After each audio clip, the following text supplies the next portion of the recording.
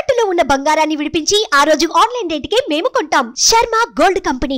ఓం శ్రీ మహాగణాధిపతయే నమః. విశేషంగా 2025 1వ తారీఖు 1వ నెల 25 అంటే మొత్తము 11 సంఖ్య అనగా లాభానికి సూచిక. 2025 9 శుభ సూచికమైన సంఖ్య కనుక పూర్ణ సంఖ్యలు అవ్వడం వలన కొన్ని కోటాన కోట్ల మందులకు రెండవ సంఖ్య అంటే విక్టరీ సంఖ్య విజయానికి ధనానికి ప్రతీకాని, 9వ సంఖ్య నవగ్రహాలలో పూర్ణ సంఖ్య అవ్వడం వలన అన్నింటా విజయం పలికేటువంటి ఈ సంవత్సరం అని చెప్పి మనమందరము గుర్తుపెట్టుకోవాలి. ద్వాదశ రాశుల్లో గ్రహ గమనాన్ని ఒకసారి వీక్షింపచేద్దాం. వృషభ రాశిలో దేవగురు బృహస్పతి సంచార స్థితి, కన్యరాశిలో కేతు సంచార స్థితి, కుంభరాశిలో శని భగవానుడు సంచార స్థితి, మీనరాశిలో రాహు సంచార స్థితితో ప్రధానంగా గ్రహ గమనాలు ఈ విధంగా ఉన్నాయి. ఈ సంవత్సరము 2025 సంవత్సరంలో మే నెలలో విశేషమైన 4 గ్రహాలు కూడా మార్పు జరుగుతున్నాయి.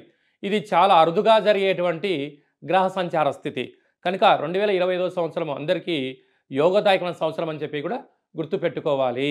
2025 ఆంగ్ల సంవత్సరంలో వృశ్చిక రాశి వారి యొక్క ఫలితాలని సవివరంగా సంపూర్ణంగా తెలుసుకుందాం. మీరు ఏ పనులు చేయవచ్చు, ఏ పనులు చేయకూడదు, 2 సంవత్సరాలుగా బాధపడుతూ ఉండబడినటువంటి అర్ధాష్టమ శని వెళ్ళిపోతూ శని భగవానుడు వీరికి ఏమి ఇచ్చిపోతున్నాడో ఈ వీడియోలో సవివరంగా సంపూర్ణంగా తెలుసుకుందాం. వృశ్చిక రాశిలో ఏ నక్షత్రాలు వస్తాయనగా విశాఖ నక్షత్రంలోని చివరి పాదం 4వ పాదము, అనురాధ నక్షత్రంలో 4 పాదాలు, జ్యేష్ఠ నక్షత్రంలో 4 పాదాలు కలిపితే వృశ్చిక రాశి.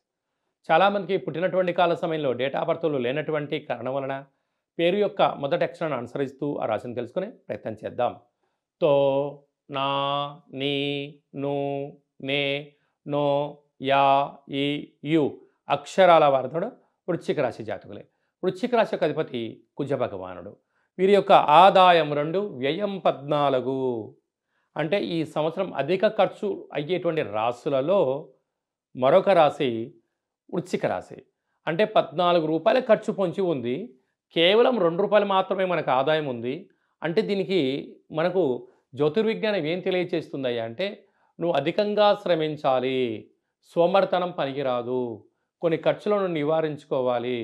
నివారణా చర్యల ద్వారా రాబోయే కాలంలో స్థిర చరాస్తులను కాపాడుకునే మానవ ప్రయత్నం చేయొచ్చు, అప్పుల పాలు కాకుండా ఉండే పరిస్థితి ఉంటుంది అని చెప్పి మనకు జ్యోతిర్విజ్ఞానం ముందస్తు విషయ పరిజ్ఞానం అని చెప్పి కూడా గుర్తుంచుకోగలగాలి. అదే కాకుండా ఈ వృశ్చిక రాశి వారికి ఈ విశాఖ నక్షత్ర జాతకులకు 2025 ఏప్రిల్ నుండి డిసెంబర్ వరకు ప్రారంభ సున్నా మధ్య సున్నా కారణం వలన అనేక రకాలైన వ్యాధులు ఇబ్బందులు పొంచి ఉన్నాయి. తస్మాత్ జాగ్రత్త.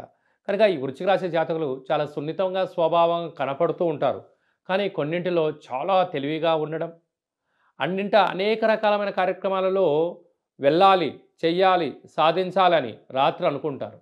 కానీ తెల్లవారే సమయానికి ఏదో ఒక కొత్త ఆలోచన వచ్చి రేపు చేద్దాం, ఎల్లుండి చేద్దాం, పోయేదేముంది అని చెప్పి కాలయాపనం చేసేవారు కొంత కేటగిరీ జనాలు. కొందరు ఏమనుకుంటారంటే నేను పట్టిన పట్టు సాధించాల్సిందే, చరిత్రకు నాంది పలకాల్సిందే అని చెప్పి కొంతమంది విభాగం ఉంటారు. మరికొందరు ఉంటారు గోడ మీద పిల్లిలాగా, ఇటు వెళ్దామా ఇటు వెళ్దామా, సక్సెస్ అయితే నా వైపోయిందని, అపజయం కలితే నీ వైపోయిందని అంటూ ఉంటారు. కనుక దీనంతటికీ కారణం ఏమిటనగా రాశాధిపతి కుజుడు ఈ జరుగుతున్నటువంటి అర్ధాష్టమ శని యొక్క ప్రభావం కారణం వలన ఆరోగ్యం సహకరించకపోవడము, కుటుంబంలో భార్య కొడుకులు మనవడు మనవరాలను సహకరించకపోవడము, లేకుంటే నువ్వు నమ్మినటువంటి ఒక సిద్ధాంతం ఏదైతే ఉంటుందో ఆ సిద్ధాంతంలో కొందరు అధికారులు నేను తొక్కేసే ప్రయత్నం చేయడము. అంటే ఎక్కడికి వెళ్ళినా కూడా కర్ణుడి యొక్క అపజయానికి 64 రకాల కారణాలు ఎలా అంటారో ఈ వృశ్చిక రాశి వారి యొక్క పరిస్థితి కూడా ఈ సంవత్సరం అలాగనే గోచరించబోతుంది.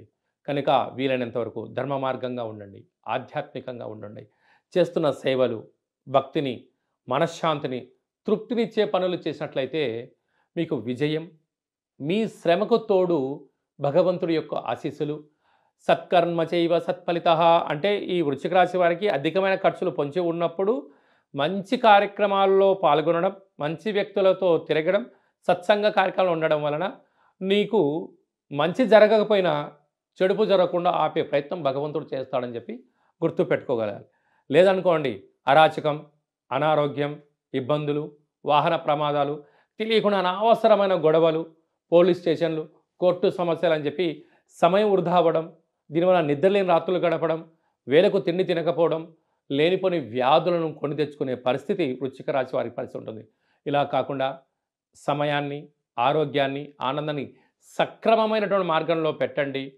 ఎంతటి గడ్డు కాలం ఉండినను మీ ఓపిక, మీ పట్టుదల, సత్ప్రవర్తన మీ విజయానికి తొలిమెట్టు అవుతూ అనేక మందికి భవిష్యత్తులో మీరు మార్గదర్శకులు అవ్వడానికి కూడా అవకాశం ఉంది. ఎందుకనగా ధాన్యాధిపతి, వృక్షాధిపతి అవ్వడం వలన మొక్కలను పెంచడం, మొక్కలకు నీళ్లు పోయడం, మొక్కలను ఆస్వాదించడం, ప్రకృతితో మమేకం అవ్వడం వలన ఒక వ్యక్తి ఏకాంతమైనటువంటి జీవితంలో ఆనందాన్ని ఆస్వాదించే పరిస్థితి ఉంటుందని చెప్పి కూడా గమనించాలి.